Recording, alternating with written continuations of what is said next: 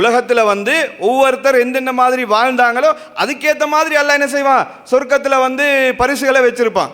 பேசிக் வந்து நம்ம இலக்கு, நம்ம டார்கெட் என்ன? நம்முடைய டார்கெட் வந்து சொர்க்கம்தான். நம்முடைய டார்கெட் வந்து சொர்க்கம் என்று இருக்கும்போது இந்த உலகத்தில் நடக்கக்கூடிய பிரச்சனைகள், இந்த உலகத்தில் நடக்கக்கூடிய கஷ்டங்கள் எல்லாத்தையுமே தாங்கிக் கொள்றதுக்கு அது என்ன செய்யும், நமக்கு ரொம்ப பயனுள்ளதாக அமையும். أعوذ بالله من الشيطان الرجيم بسم الله الرحمن الرحيم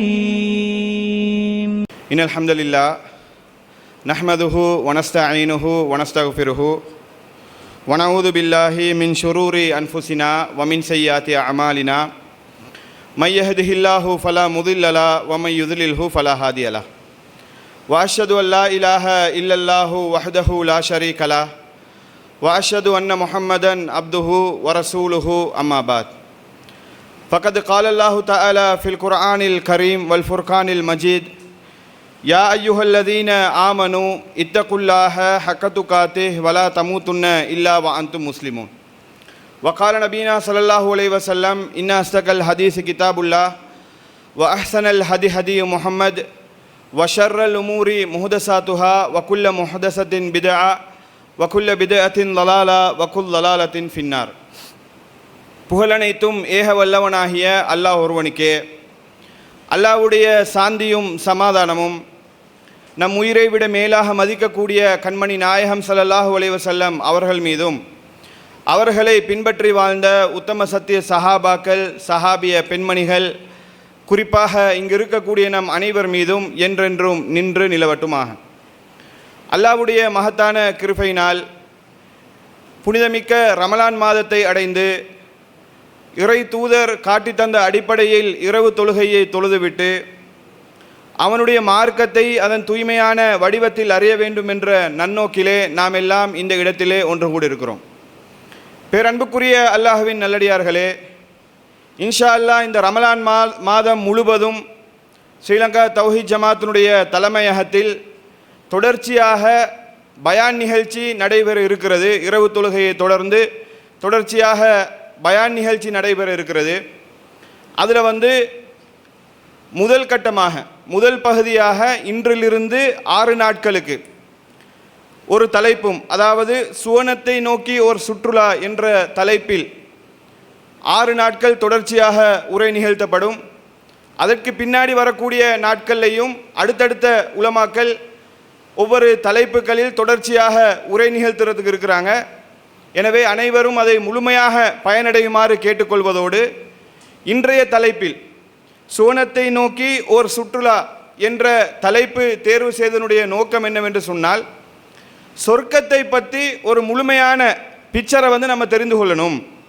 சொர்க்கம் வந்து எப்படி இருக்கும், சொர்க்கத்தில் இருக்கக்கூடிய இன்பங்கள் என்ன, அந்த இன்பங்களை பற்றி குர்ஆன் என்ன சொல்லுது, ஹதீஸ் என்ன சொல்லுது என்று சொல்லி ஆதாரபூர்வமான செய்திகளை மாத்திரம் அடிப்படையாக கொண்டு சொர்க்கத்தில் இருக்கக்கூடிய இன்பங்கள் என்ன என்பதை முழுமையாக தெரிந்து கொள்ள வேண்டும் என்பதற்காக வேண்டித்தான் இந்த தலைப்பு தேர்வு செய்யப்பட்டிருக்கிறது. ஏன்னா சொர்க்கத்தை பற்றி நமக்கு தெரிஞ்சிருந்தாலும், சொர்க்கத்தில் இருக்கக்கூடிய இன்பங்களை பற்றி நாம் அறிந்திருந்தாலும், குர்ஆன் சுன்னா அடிப்படையில் உண்மையாக சொல்லப்பட்ட விஷயங்கள் என்ன என்பது வந்து பலருக்கு சந்தேகமாக, டவுட்டாக இருக்கும். நான் சொர்க்கத்தை பற்றி தெரிந்து வைத்திருக்கக்கூடிய செய்தி உண்மைதானா, இந்த இன்பங்கள் எல்லாம் சொர்க்கத்தில் இருக்குதா என்பதை தெளிவாக புரிந்து கொள்ள வேண்டும் என்பதற்காக வேண்டித்தான் இந்த தலைப்பு தேர்வு செய்யப்பட்டிருக்கிறது. உண்மையிலே சொர்க்கத்தில் இருக்கக்கூடிய இன்பங்களை நாம் சரியாக புரிந்து கொண்டால், இவ்வளோ இன்பம் சொர்க்கத்தில் இருக்குதா, இதுவெல்லாம் நம்ம அடையவிருக்கிறோமா என்பதை கரெக்டாக புரிந்து கொண்டோம் என்று சொன்னால், இந்த உலக வாழ்க்கையை சரியாக அமைத்துக் கொள்வதற்கு, அந்த சொர்க்கத்தை இலக்காக வைத்து சொர்க்கத்தை அடைவதற்கு இந்த உலக வாழ்க்கையை நம்ம எப்படி அமைத்துக் கொள்வது என்பதை அறிந்து நம்ம என்ன செய்வோம், அதற்குரிய முயற்சிகளில் நம்ம ஈடுபடுவோம். சொர்க்கத்தை இலக்காக கொண்டு சொர்க்கத்தை அடையணும்ன்றதுக்காக வேண்டி அந்த உலக வாழ்க்கையை சரியாக பயன்படுத்துறதுக்கு அது வந்து மிகவும் பயனுள்ளதாக அமையும் என்ற அடிப்படையில் சொர்க்கத்தை பற்றி நம்ம புரிந்து கொள்ள வேண்டும், தெரிந்து கொள்ள வேண்டும் என்ற வகையில் இந்த தலைப்பு தேர்வு செய்யப்பட்டிருக்கிறது. சொர்க்கத்தை நோக்கி ஒரு சுற்றுலா, சொர்க்கத்தில் என்னென்ன விஷயங்கள் இருக்குதுன்றதை வந்து முடியுமான அளவுக்கு குர்ஆன் சுன்னா அடிப்படையில் ஒரு எடுத்துக்காட்டாக என்னென்ன விஷயங்கள் இருக்குதுன்றதை என்ன செய்ய போகிறோம், தெளிவுபடுத்த போகிறோம். அப்போ அதில் பல விஷயங்கள் இருக்கும். உண்மையிலேயே சொர்க்கத்தை பற்றி ஒரே நாளில் பேசி முடிக்கிற அளவுக்குள்ள விஷயங்கள் எல்லாம் இருக்குது. அது பல நாட்கள் பேசக்கூடிய அளவுக்கு செய்திகள் இருக்கிறதுனால அதை ஒவ்வொன்றாக தொகுத்து என்னென்ன விஷயங்கள் முக்கியமான அத்தியாவசியமான செய்திகளாக இருக்கிறதோ அவைகள் பேசப்பட இருக்குது.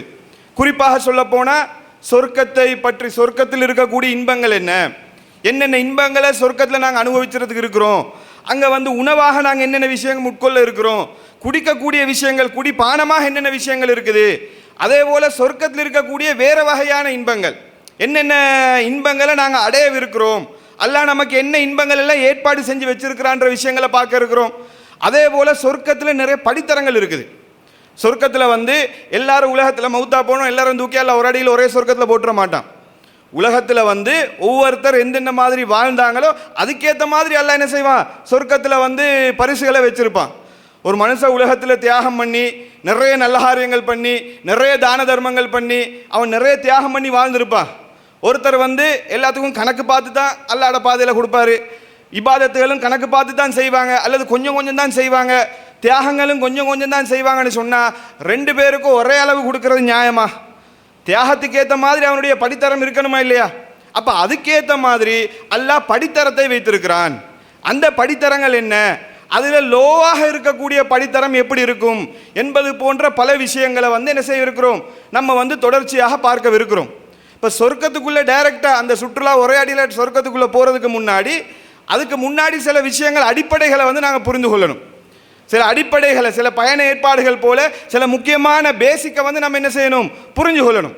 அப்போ அந்த பேசிக்கெல்லாம் புரிஞ்சதுக்கு பின்னாடி சொர்க்கத்தில் இருக்கக்கூடிய இன்பங்கள் என்னன்றதை வந்து நாங்கள் ஒன்றாக பார்ப்போம்.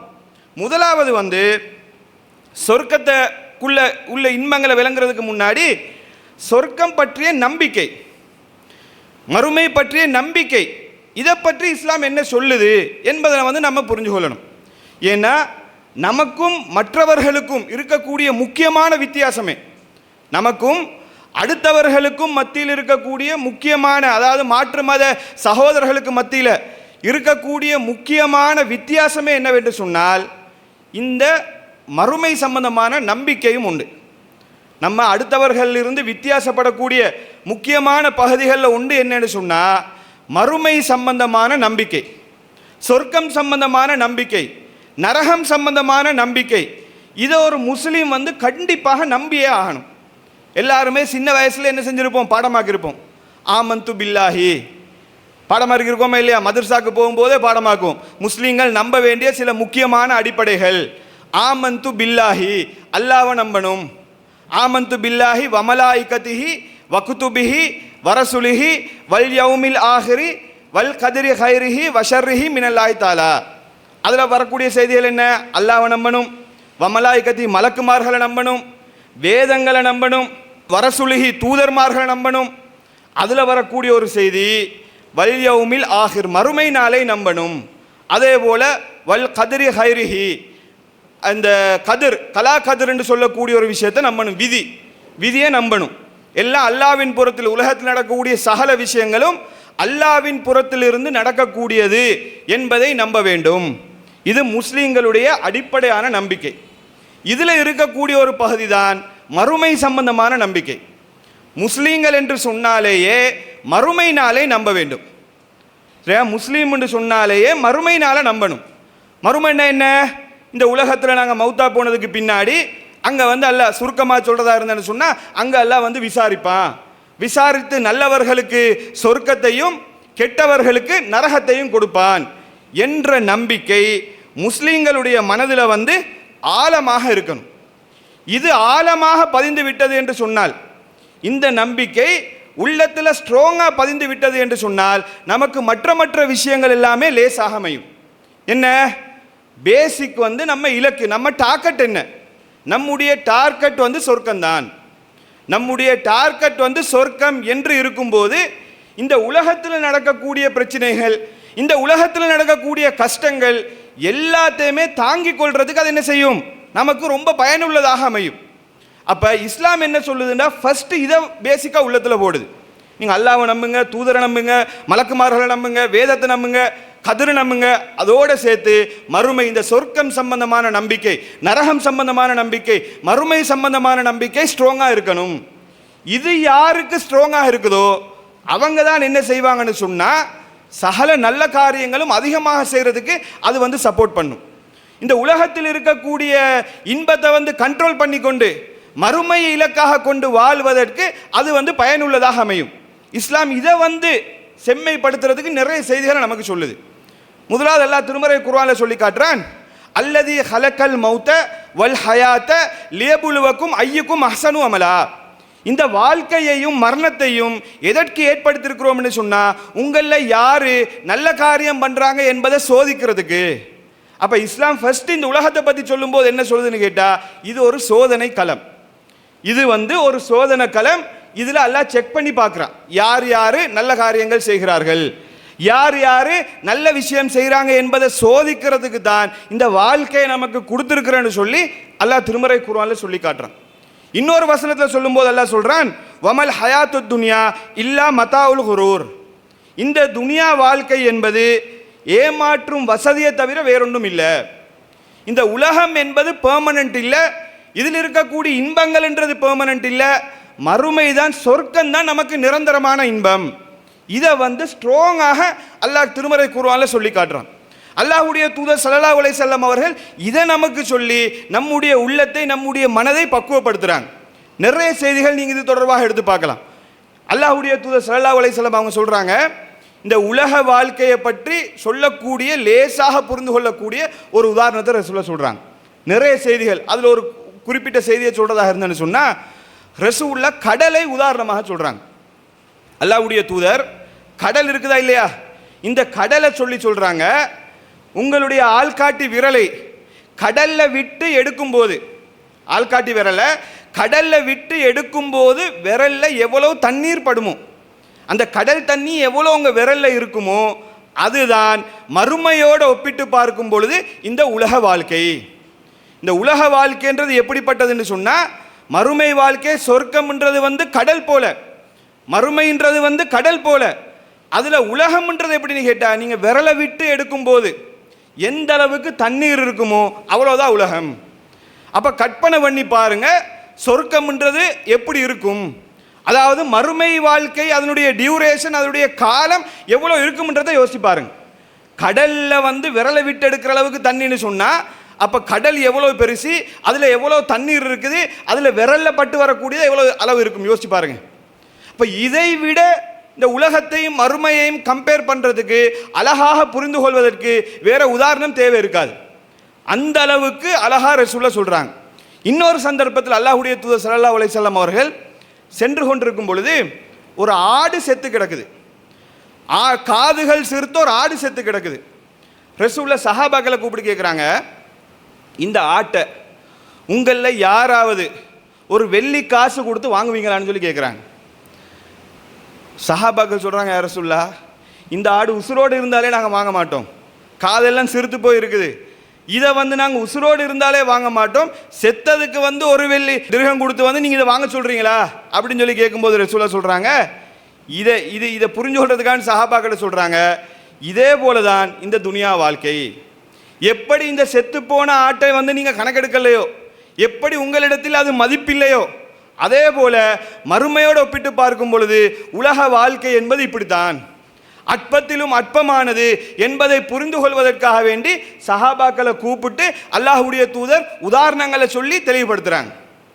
அப்போ நம்ம என்ன புரிந்து கொள்ளணும்னு சொன்னால், முஸ்லீம் என்று சொன்னாலேயே எங்களுடைய உள்ளத்தில் ஸ்ட்ராங்காக இருக்க வேண்டிய நம்பிக்கை என்னன்னு சொன்னால், சொர்க்கம்தான் நமக்கு பெர்மனன்ட், சொர்க்கம்தான் நமக்கு நிரந்தரமானது. இந்த உலக வாழ்க்கை என்பது நமக்கு நிரந்தரம் இல்லை என்பதை ஃபர்ஸ்ட் ஸ்ட்ராங்காக புரிந்து கொள்ளணும். இது உள்ளத்தில் ஆழமாக பதிந்தால்தான் நமக்கு நல்லது செய்கிறதுக்கு, நல்ல காரியங்கள் பண்ணுறதுக்கு நாங்கள் முயற்சி பண்ணுவோம், செய்வோம். உலகத்தில் இருக்கக்கூடிய இன்பங்களுக்கு கட்டுப்பட மாட்டோம், ஓவராக ஆசைப்பட மாட்டோம், பேராசைப்பட மாட்டோம். இன்றைக்கு நிறைய பேர் பேராசைப்படுறாங்கன்னு சொன்னால் மறுமைன்ற பகுதியை மறந்துருக்கிறாங்க, சொர்க்கம்தான் பெர்மனன்ட்ன்றதை மறந்துருக்கிறாங்க. அல்லாஹ்வுடைய தூதர் ஸல்லல்லாஹு அலைஹி வஸல்லம் சொல்கிறாங்க, ஆதமுடைய மகன் இருக்கிறானே அவன் என்ன சொல்கிறான்னு கேட்டால், எது எடுத்தாலும் மாலி மாலி, இது என்னுடைய காசு, என்னுடைய செல்வம், என்னுடைய செல்வம் என்று சொல்லி சொல்றாங்க. உண்மையிலே அவனுடைய செல்வம் எது தெரியுமா? எதெல்லாம் அவன் உண்டு முடித்தானோ, எதெல்லாம் உடுத்து கிழித்தானோ, உடுத்து முடிச்சிட்டானோ, அதுதான் அவனுடைய செல்வம். அப்படி இல்லாட்டி எதெல்லாம் அல்லாஹ்வுடைய பாதையில கொடுத்து சேமிச்சு வச்சானோ அதுதான் அவனுடைய செல்வம்ன்றாங்க. இந்த மூணை தவிர வேற எதுவுமே அவனுடைய செல்வம் இல்லை. மற்ற அனைத்துமே அவன் அடுத்தவனுக்காக வேண்டி விட்டுட்டு போகக்கூடியது. இதுதானே உண்மை. நீங்கள் எவ்வளோ பெரிய கோடீஸ்வரனாக இருந்தாலும், எவ்வளோ பெரிய செல்வந்தராக இருந்தாலும், ஒரு நிமிஷம் நீங்கள் யோசிச்சு பாருங்க. அந்த ஏண்டன்னு சொல்லி எல்லாத்தையும் நாங்கள் சேர்த்து வைக்கிறோம். நிறைய மார்க்கெட்டில் சேர்த்து வைக்கிறது பிழை கிடையாது. ஆனால் அதனுடைய எண்ணம் என்ன? ஏண்ட இது ஏண்டன்னு எல்லாம் சேர்த்து வைக்கிறோமே. ரசூலுல்லாஹ் சொல்கிறாங்க, உங்களுடைய எது தெரியுமா? எதெல்லாம் உண்டு முடிச்சிட்டீங்களோ அதை உங்களுக்கு உரிமையாக சொல்லலாம். அது ஏண்ட. அந்த பன் நான் சாப்பிட்டு முடிச்சேன்னா அது ஏண்ட. அந்த சோறு சாப்பிட்டு முடிச்சேன்னா அது ஏண்ட. சாப்பிட்டு முடிச்சது. ஒரு ட்ரெஸ்ஸை போட்டு முடிச்சு கிழிச்சு முடிச்சிட்டீங்களா, அது ஏண்டன்னு சொல்லலாம். இப்போ போட்டுட்டு இருக்கக்கூடிய ட்ரெஸ்ஸை கூட உங்களுக்கு உறுதியாக சொல்ல இல்லாது உங்களிடம் சொல்லி, இன்றைக்கி மவுத்தா போனோன்னு சொன்னால் ட்ரெஸ்ஸை கலட்டி போட்டுட்டு தான் என்ன செய்வாங்க? அடக்கம் செய்வாங்க. அதான் எது உண்டு முடிச்சிட்டீங்களோ, எதெல்லாம் உடிச்சு கிழிச்சிட்டீங்களோ இது உங்களது. எக்ஸ்ட்ராவாக உங்களுக்கு உங்களுடைய சொத்து என்னன்னு சொன்னால், எதெல்லாம் அல்லாட பாதையில் கொடுத்துட்டீங்களோ, தர்மமாக கொடுத்தீங்களோ, அது உங்கள் பேங்க் அக்கௌண்ட்டில் சேவிங்கில் நிற்கும் மறுமையில். இதுதான் உங்களுடையது. மற்றதெல்லாம் அடுத்தாக்களதுன்றாங்க. நீங்கள் எவ்வளோ சேமிச்சுட்டு இன்னைக்கு மவுத்தா போனாலும் அதை அனுபவிக்கக்கூடியாக்கள் யார்? ஒன்று நம்முடைய மனைவி மக்கள் அனுபவிப்பாங்க, அடுத்தாக்கள் உம்மா அப்பா அனுபவிப்பாங்க, அடுத்தாக்கள் தான் அனுபவிப்பாங்க. இப்போ ரசூலுல்லாஹ் சொல்கிறாங்க, இது எதுவுமே உங்களுடையதே கிடையாது. அப்போ இது ஃபஸ்ட்டு ஸ்ட்ராங்காக உள்ளத்தில் இதை பதிய வச்சுக்கொள்ளணும். சொர்க்கம்தான் பெர்மனன்ட், உலகம் என்பது பெர்மனன்ட் கிடையாது. இதை சஹாபாக்கள் உள்ளத்தில் ரொம்பவே ஸ்ட்ராங்காக பதிய வச்சுருந்தாங்க. ரொம்பவே ஆழமாக இந்த நபித்தோழர்கள் பதிய வச்சுருந்தாங்க. இந்த நம்பிக்கை நமக்கும் உள்ளத்தில் ஆழமாக பதிஞ்சன்னு சொன்னால், சஹாபாக்கள் எப்படி தியாகங்கள் செய்தார்களோ அதே போல தியாகங்கள் செய்யலாம். அது போக உலகத்தில் வரக்கூடிய கஷ்டங்களை தாங்கிக் கொள்ளக்கூடிய கெப்பாசிட்டி அப்போ தான் வரும். நீங்கள் நிறைய பார்த்தீங்கன்னு சொன்னால், இன்றைக்கு ரிசர்ச் என்ன சொல்கிறாங்கண்டா, முஸ்லீம்கள்கிட்ட தற்கொலை வீதம் ரொம்ப குறைவாக இருக்குது. மற்ற ஆட்களோட கம்பேர் பண்ணி பார்க்கும்போது, தற்கொலை பண்ணக்கூடிய வீதத்தை பார்க்கும்போது முஸ்லீம்கள்கிட்ட ரொம்ப குறைவாக இருக்குது. என்ன அந்த அளவுக்கு என்னதான் மேட்டர்னு சொல்லி டீப்பாக ரிசர்ச் பண்ணி பார்க்கும்போது தான் விளங்குது முஸ்லீம்களுடைய நம்பிக்கை. உலகத்தில் எவ்வளோ கஷ்டம் வந்தாலும், எவ்வளோ பிரச்சனை வந்தாலும், பிஸ்னஸில் திடீர்னு ஒரு லொஸ்ட் வரும், கோடி கணக்கில் இழந்துட்டு நிற்பான், அவன் ஸ்ட்ராங்காக நிற்பான். நம்மால் ஏன் என்னதான் போனாலும் நமக்கு பெர்மனண்ட் அதுதானே, நமக்கு மறுமை தானே பெர்மனண்ட். இங்கே ஏமாத்தினவன் நாளைக்கு மறுமையில் மாட்டிக்க போகிறான்ற நம்பிக்கையில் அந்த மறுமைன்ற ஒரு கன்செப்டே நம்ம உள்ளத்தை ஸ்ட்ராங்காக வைக்கிறதுக்கு, நம்ம மனசை ஸ்ட்ராங்காக வைக்கிறதுக்கு உளவியல் ரீதியாக ஒரு மிகப்பெரிய தாக்கத்தை உண்டு பண்ணக்கூடிய ஒரு நம்பிக்கையாக இருக்குது. இது அடுத்தாக்கள்கிட்ட இல்லையே. அவனுக்கு இந்த உலகம்தான் எல்லாம். உலகத்தில் கஷ்டப்பட்டு சேர்த்து வச்ச கோடிக்கணக்கில் சேர்த்துருப்பான். ஒருத்தன் ஒரே அடியில் ஏமாற்றிட்டு போயிடுவான், அவன் ஹார்ட் அட்டாக் வந்தே செத்துருவான். ஆஹா நம்ம வாழ்க்கை முடிஞ்சிருச்சே, நம்ம வாழ்க்கை முடிஞ்சுன்னு சொல்லி அவன் அப்படி செத்துருவான். இல்லாட்டி என்ன செய்கிறது, அப்படியே தூக்கு மாட்டிக்கிட்டு தற்கொலை பண்ணிக்கொண்டு சாகிறது.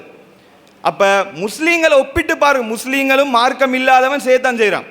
முஸ்லீம்கள்லையும் இந்த நம்பிக்கை கரெக்டாக பர்ஃபெக்டாக இல்லாத ஆட்களை பார்த்தீங்கன்னு சொன்னால் என்ன சரி பிரச்சனைன்னு வரும்போது தற்கொலை, காதல் தோல்வியா தற்கொலை, வியாபாரத்தில் பிரச்சனையா தற்கொலை, அவ்வப்போது முஸ்லீம்கள்கிட்டையும் வரும் இந்த கேசஸ். ஆனால் ஒப்பீட்டு ரீதியில் பார்க்கும்போது அடுத்தவங்கள்ட்ட தான் அதிகமாக இருக்குது, நம்ம ஆளுங்கள்ட்ட குறைவு. காரணம் என்னன்னு கேட்டால் இந்த நம்பிக்கை. என்னதான் பிரச்சனை, குடும்ப பிரச்சனையா, குடும்பம்தான் பிரச்சனையா, அவன் பொறுமையா புள்ளைக்காக வேண்டி வாழ்ந்துட்டு போகணுன்னு இருப்பானே. நமக்கு இது பெர்மனன்ட் இல்லையே, நமக்கு சொர்க்கத்தில் ஹூர்லிங் கிடைக்கும்ன்ற நம்பிக்கையில் சத்தம் இல்லாமல் இருந்துட்டு போயிடுவோம். அங்கே நம்ம அதை மேனேஜ் பண்ணிக்கொள்வோம். இது கடலோடு சொன்ன மாதிரி கடலில் விரலை விட்டு எடுக்கும்போது எந்த அளவுக்கு இருக்குது அந்த மாதிரி தான் உலகம். அங்கே பார்த்துக்கலாம்னு சொல்லிட்டு இருப்பான். பிஸ்னஸில் பிரச்சனை அங்கே பார்த்துக்கலாம்னு சொல்லியிருப்பான். உடல் ரீதியான சரி நோயாக இருக்கும், ஆரோக்கியமின்மையாக இருக்கும், அவன் மறுமையில் பார்த்துக்குவோம். இந்த உலகம் பெர்மனன்ட் இல்லை. ஸோ உலகத்தில் ஏற்படக்கூடிய சகல பிரச்சனைகளையும் பொறுத்து கொள்வதற்கு, தாங்கிக் கொள்வதற்கு இந்த நம்பிக்கை நமக்கு அத்தியாவசியமான உண்டாக இருக்குது.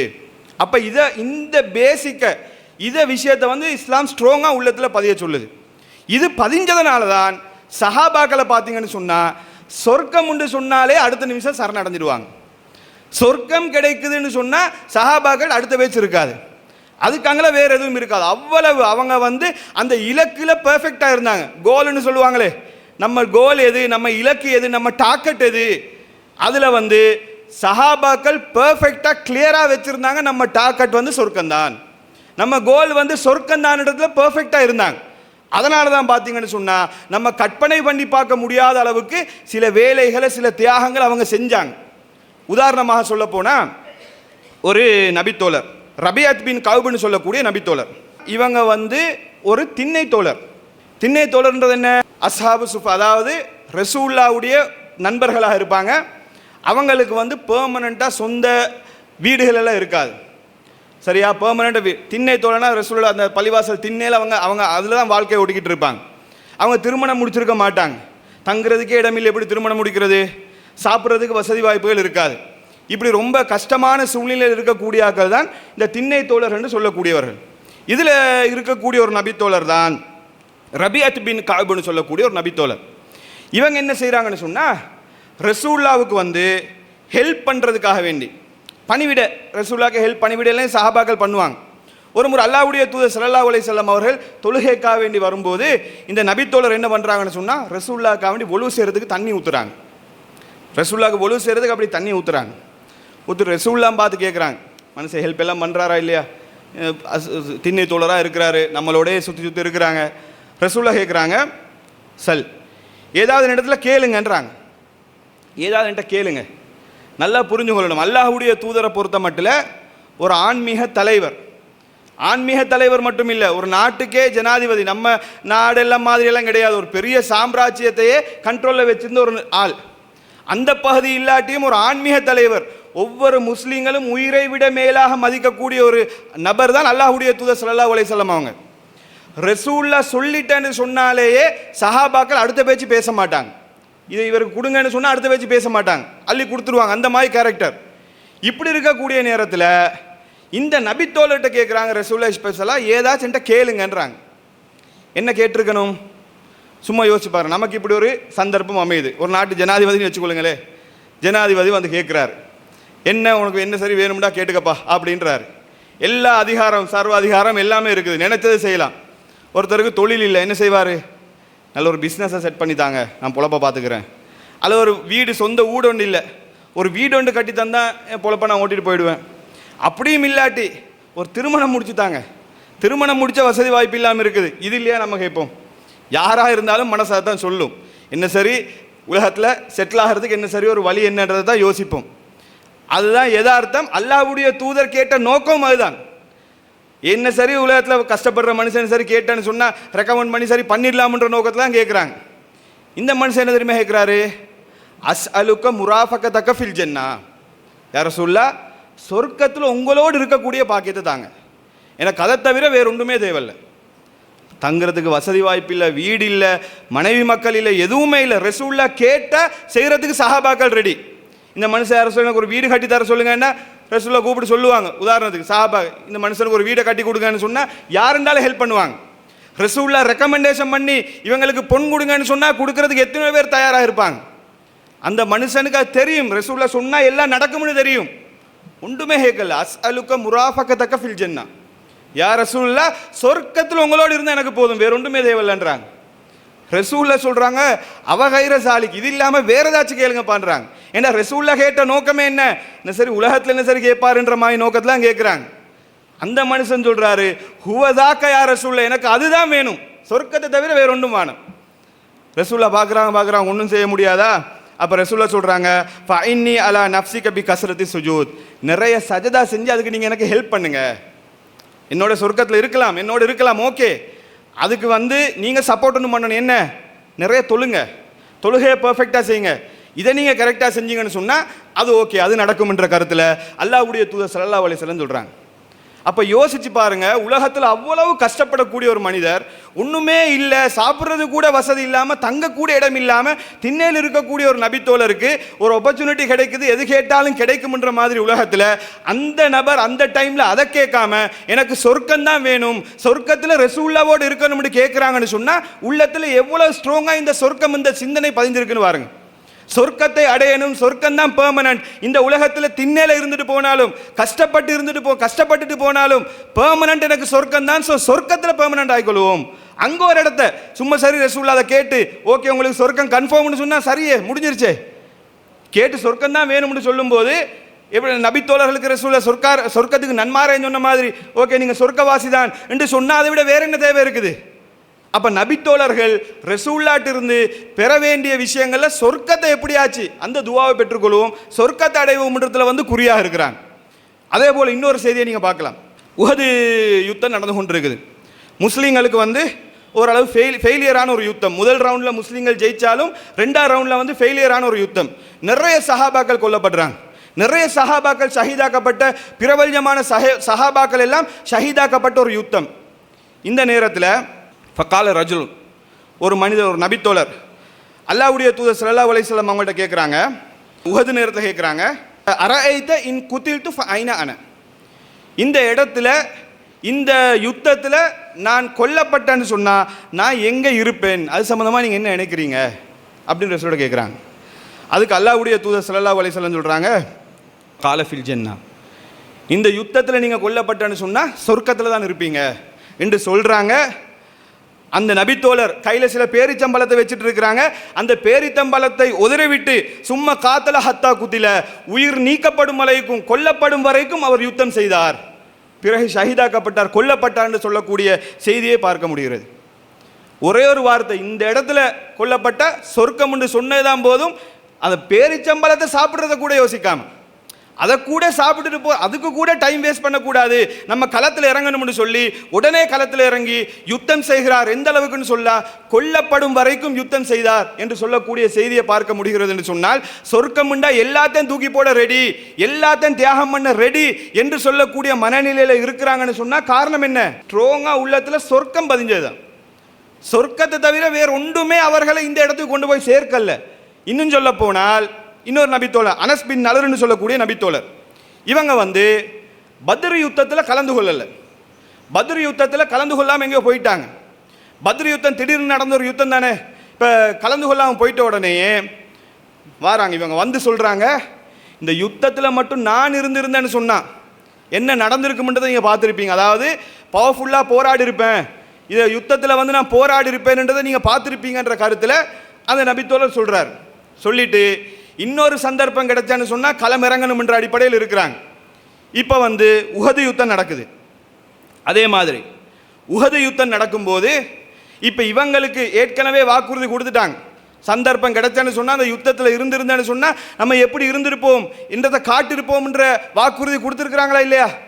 அப்போ இவங்க என்ன பண்ணுறாங்கன்னு சொன்னால், யுத்த காலத்தில் உஹது யுத்த காலத்தில் வந்து அனஸ் பின் நதர் என்று சொல்லக்கூடிய நபித்தோழர் களமிறங்கி போராடுறாங்க, யுத்தம் செய்து கொண்டிருக்கிறார்.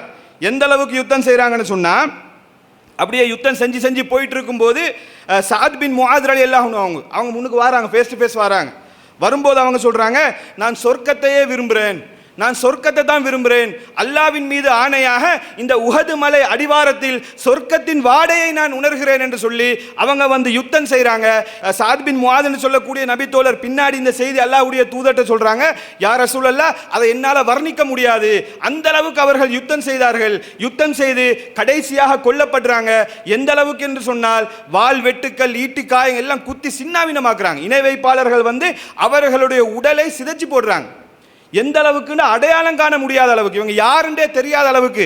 கடைசியாக அவர்களுடைய சகோதரி வந்து உடலை அடையாளம் கண்டு சொல்றாங்க, இது அனஸ் பின் நதர் என்று சொல்லக்கூடிய என்னுடைய சகோதரன் தான். எதை வச்சு தெரியுமா அடையாளம் காண்றாங்க? அவர்களுடைய விரல் அடையாளத்தை வச்சு, அந்த விரலுடைய துண்டை வச்சு தான் கண்டுபிடிக்கிறாங்க, இது என்ற சகோதரன் தான். எப்படி அவங்களால் இந்த அளவுக்கு செய்ய முடிந்தது? கொல்லப்பட்டாலும் என் சின்னாபின்னமானாலும் எது நடந்தாலும் பிரச்சனை இல்லை என்று முன்னுக்கு ஃபேஸ் டு ஃபேஸ் போக முடியுதுன்னு சொன்னா எதனால தியாகம் பண்ண முடிந்தது? சொன்ன ஒரே வார்த்தை, அல்லாவின் மீது சத்தியமாக உஹது மலை அடிவாரத்தில் சொர்க்கத்தின் வாடையை நான் நுகர்கிறேன், சொர்க்கம் எனக்கு விளங்குது, அதாவது அந்த வாடையை வந்து நான் அனுபவிக்கிறேன் என்று சொல்லி அவங்க யுத்தம் செய்கிறாங்க. அப்போ என்ன விஷயம்னு கேட்டால், அந்த சொர்க்கம் என்றது வந்து உள்ளத்தில் ஸ்ட்ராங்காக இருந்ததுனால, உலகத்தில் வாழ்ந்து கொண்டிருக்கும் போது அந்த சொர்க்கத்தை இமேஜின் பண்ணிக்கொண்டு, இந்த சொர்க்கம் அதுதான் நமக்கு டார்கெட், அதுதான் இலக்கு என்று சொல்லக்கூடிய விதத்தில் வாழ்ந்ததனால தான் எல்லாமே செய்ய முடிந்தது. நபித்தோருடைய தியாகத்தை பேசுகிறேன்னா அது பல நாட்கள் பேசணும். அவங்களால் அவ்வளவு தியாகம் பண்ண முடிந்ததுன்னா என்ன காரணம்? சொத்துக்களை தூக்கி அல்லாட பாதையில் எதை கேட்டாலும், பள்ளிவாசல் கட்டணுமா அதை கேட்டேன்னு சொன்னால், ஒரு ரெண்டு அனாதை சிறுவர்கள் வந்து தண்டை இடத்த வச்சுக்கொள்ளுங்க யார சொல்லா பள்ளிவாசலுக்குன்றாங்க. அல்லாஹ்வுடைய தூதர் ஏற்கனவே அனாதை சிறுவர்கள், அவங்களுக்கு வந்து அந்த வாரிசு அடிப்படை உம்மாப்பட சொத்து தான் அவங்களுக்கு இருக்குது. சஹல் சுஹைல்னு சொல்லக்கூடிய நபித்தோழர்கள் பள்ளிவாசல் கட்டுறதுக்கு இடம் இல்லைன்னு கேட்கும்போது ஏன் சொத்தை இடத்த வச்சுக்கொள்ளுங்க யார சொல்லா முடியுமா? நமக்கு அந்த அளவுக்கு இது வருமா? அனாதை சிறுவர்கள் சொல்றது என்ன, அவங்க சம்பாரிச்சு சேர்த்த சொத்தெல்லாம் கிடையாது. அந்த உம்மா அப்பா மௌத்தா போனதுனால அவங்களுக்கு கிடைச்சிருக்கக்கூடிய சொத்து தூக்கி கொடுக்குறாங்க. அல்லாஹ்வுடைய தூதர் தாராங்கன்னு சொல்லி உடனே எடுத்துக்கொள்ளல, அவங்களும் அனாதை சிறுவர்கள் தானே. அதுக்கு பொறுமதியான பொருளாதாரத்தை ஒப்படைக்கிறோம்னு சொல்லி அதை கொடுத்துட்டு ரசூலுல்லாஹ் இடத்தை வாங்கி கட்டப்பட்ட இடம் தான் இன்னைக்கு மஸ்ஜிதுன் நபவி. அப்படிப்பட்ட தியாகங்களுக்கு மத்தியில் உருவாக்கப்பட்ட கொள்கை தான் இந்த இஸ்லாமிய மார்க்கம். அவ்வளோ தியாகங்களுக்கு மத்தியில் தான் இந்த இஸ்லாம். அவ்வளோ தியாகம் எப்படி பண்ண முடிஞ்சு? ஒன்றுமே இல்லாமல் தூக்கி கொடுக்க ரெடி, சொத்து பாதியாக எடுத்துகிட்டு போங்க, எது இருந்தாலும் இஸ்லாத்துக்கு அல்லாஹ் காவணி கொடுக்க ரெடி. உலகத்தில் ஒன்றுமே இல்லாட்டியும் பரவாயில்ல எல்லாம் ரெடி. என்ன டாக்கெட்டுன்னு சொன்னால் இது எனக்கு பெர்மனன்ட் இல்லை. ரசூலுல்லாஹ் சொன்ன அந்த ஒவ்வொரு வார்த்தைகள், அல்லாஹ்வுடைய தூதர் சொன்ன, அல்லாஹ் சொன்ன வார்த்தைகள் அவருடைய உள்ளத்தில் ஆழமாக இருந்துச்சு. இது வெறும் வீண் விளையாட்டு தான், இது பெர்மனன்ட் இல்லை. அற்பத்திலும் அற்பமானது பெர்மனன்ட் சொர்க்கம் தான். அது வந்து நிரந்தரமானது, அதில் இருக்கக்கூடிய இன்பங்கள் நிரந்தரமானது. அதை ஸ்ட்ராங்காக நம்பினதுனால தான் அவ்வளவு தியாகங்கள் பண்ண முடிந்தது. அப்போ நாம் இந்த தலைப்பை செலக்ட் பண்ணதுக்கு நோக்கம் என்னன்னு கேட்டால் அதை நாமும் ஸ்ட்ராங்காக நம்பணும்.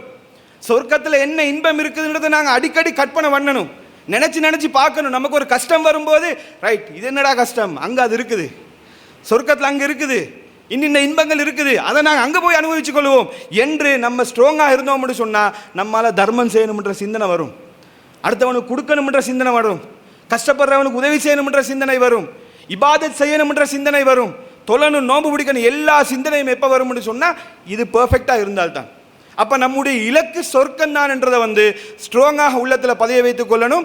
ஸோ அந்த அடிப்படையில் இன்றைய தினத்தில் இந்த பேசிக்கான தகவல்களை வந்து நம்ம ஞாபகம் வைத்துக் கொள்வோம். இன்ஷா அல்லாஹ் வரக்கூடிய அடுத்தடுத்த நாட்களில் இன்னும் சில அடிப்படைகளை புரிந்து கொண்டு சொர்க்கத்தில் இன்பங்கள் என்னென்ன இருக்குதுன்றது இன்ஷா அல்லாஹ் தொடர்ச்சியாக பார்க்கலாம். இன்ஷா அல்லாஹ் நாளைக்கும் இன்ஷா அல்லாஹ் இந்த தொழுகை முடிகிறதோட உரை ஆரம்பமாக இருக்குது.